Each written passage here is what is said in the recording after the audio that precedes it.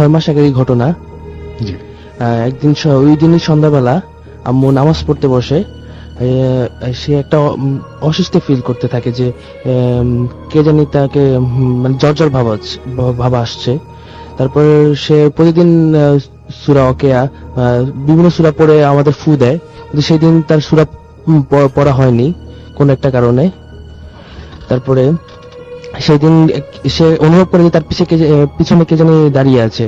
তারপর সে আমাকে ডাক দেয়, সে বলে এই রুমে কেউ আসছিল কিনা। আমি বললাম না, কেউ আসেনি।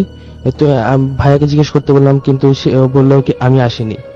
তারপর ওই দিনই আব্বুর খুব মাথা ব্যথা ছিল, সে 9টার দিকে ঘুমিয়ে পড়ে মাথা ব্যথার কারণে। তারপরে রাত 11টার দিকে সে ঘুম থেকে আম্মুকে ডাকতে থাকে। আম্মু ছিল ভাইয়ার ঘরে, আর ভাইয়ের ঘরে ছিল।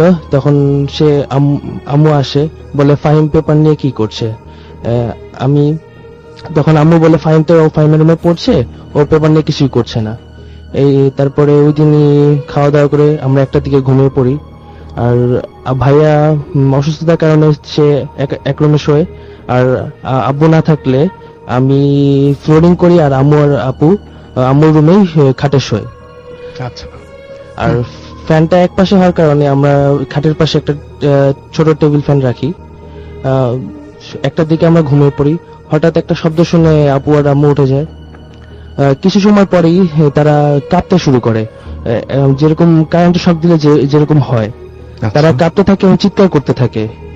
আর তারপরে আপু একদম নিস্তেজ হয়ে যায়।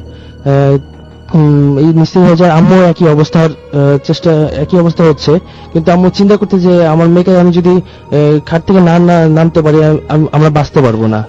সে পুরোপুরি মনে হচ্ছে মানে ইলেকট্রিক শক খেলে যেরকম হয় সেই ব্যাপারটা সেরকম হচ্ছে। আপুকে এসে আপুর হাত ধরে টান দিয়ে আমার উপর পড়ে যায়। আমি যেহেতু ফ্লোরিং করি, আমার ঘুম ভেঙে যায়।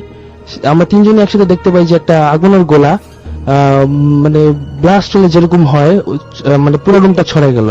ছড়ে যে খাটের পাশে পিছনে জানলা ছিল, জানলা দিয়ে বের হয়ে গেল। ও দেখে আমরা পুরো ভয়ে অনেকক্ষণ জড়ো হয়েছিলাম। আম্মু বললো, আমি সাহস করে দেখতেছিলাম যে কারেন্ট হয়েছে, ক্ষতি হতে পারে, আমি উঠে লাইট জ্বালাই। কিন্তু আম্মু বললো না, উত্তর দিল না, বাধা দিল, বললো কারেন্ট হয়ে গেছে, তুমি উঠো না।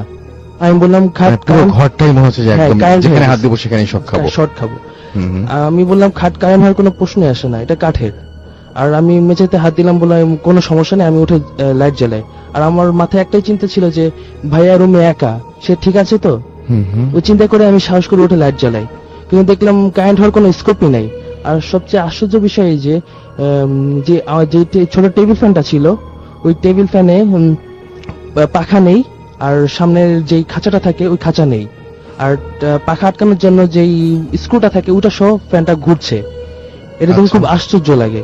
তারপরে সামনে যেয়ে দেখি কি একটা কোনায় খাঁচা সহ ভাঙা পাখাগুলো এক জড়ো করে রাখা, মনে হচ্ছে কে জানি সুন্দর করে গুছিয়ে জড়ো করে রেখেছে। তারপরে আমি ফ্যানটা বন্ধ করি। ঘটনাটা কিছু খুব অবাক লাগে, অস্বাভাবিক লাগে। তাই ভাইয়া রুমে যাই, দেখি ভাইয়া ঠিক আছে, ঘুমাচ্ছে। তারপরে পাশে ফোন দিই।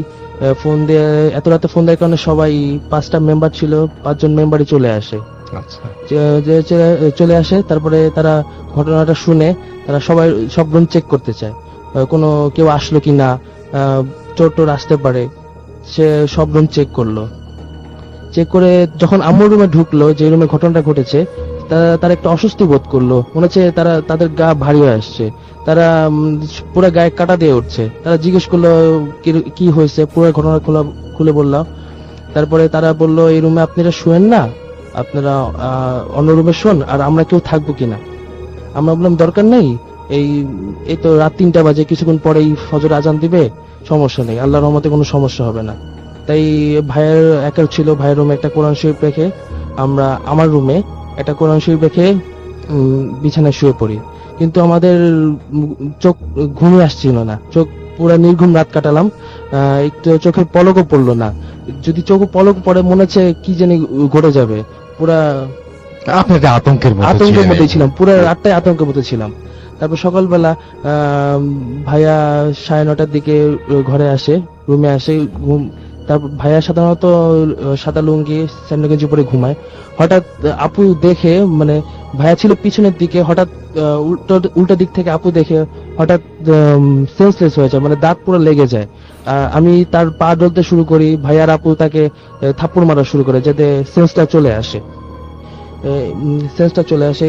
এই ঘটনা হওয়ার পরে ভাইয়াকে বলা হলো সে যদি বসে আমরা একটু ঘুমাতে পারি, সারা রাত আমরা নির্ঘুম ছিলাম। তো ভাইয়া বসলো, সে একটা অস্বাভাবিক জিনিস দেখলে যে আমাদের মাথার সামনে একটা চওড়া বড় দাগ আস্তে আস্তে ছোট হয়ে আসছে, চওড়া দাগ ছোট হয়ে আসছে আস্তে আস্তে। সে এই জিনিসটা খেয়াল করে ভিডিও করলো আর সে পরে আমাদের দেখালো। এরপরে আমরা এক সপ্তাহ এরকম কাটালাম, একজন আরেকজনের সাথে থাকতেই পারতাম না। আমরা তিনজনই, আপু, আম্মু আর আমি, এক সপ্তাহ পুরো গোসল ছাড়াই কাটিয়েছি। এক জায়গায় গেলে, কোথাও গেলে আপনারা সবসময় একসাথেই থাকতেন, কোনো সময় আলাদা হয়নি। তারপরে আমার মনে হচ্ছে আমি যদি কোনো কাজ করতে যাই, মনে হচ্ছে সামনে থেকে কোনো একটা বিকৃত চেহারা আমার দিকে ধেয়ে আসতেছে, খুব ভয়ের মধ্যেই থাকতাম। আর তারপরে এক সপ্তাহ পরে বাড্ডার এক মসজিদ ইমামকে ডাকা হলো ঘরে। সে ঘরে আসলো, আমাদের সবাইকে বাইরে যেতে বললো। সেই ঘটনাস্থলে, সেই রুমটায় একা ছিল আধা ঘন্টা, দেড় থেকে আধা ঘন্টা হবে সে ছিল। পরে আমাদের সবাই ডাকলো, বললো যে এই ঘরে কোনো জানলা অনেকদিন ধরে বা জানলা দরজা বন্ধ কিনা। তখন ঘটনা আশ্চর্য বিষয় কি, যে আগুনের গোলাটা যেই সাইড দিয়ে বের হয়ে গেছে ওই ওইখানেই জানলা একটা বন্ধ ছিল। ওই চাকাগুলো শক্ত হওয়ার কারণে জানলা খোলা হতো না। তারপরে আমাদের পড়া পানি দিল, ঘরে ছিটানোর জন্য পানি দিল, আমাদের গোসল করার জন্য পানি দিল, ঘরে ছিটাতাম। আপনাদের মুখে পানি দিয়েছিল বলছে যাতে ভয়টা কেটে যায়। তিন দিন পানি দিয়ে বললো কিছুটা ভয় কমেছে, কিন্তু এই আতঙ্কটা যায়নি। আমরা এখনো ঘুমাতে পারি না ঠিক মতো।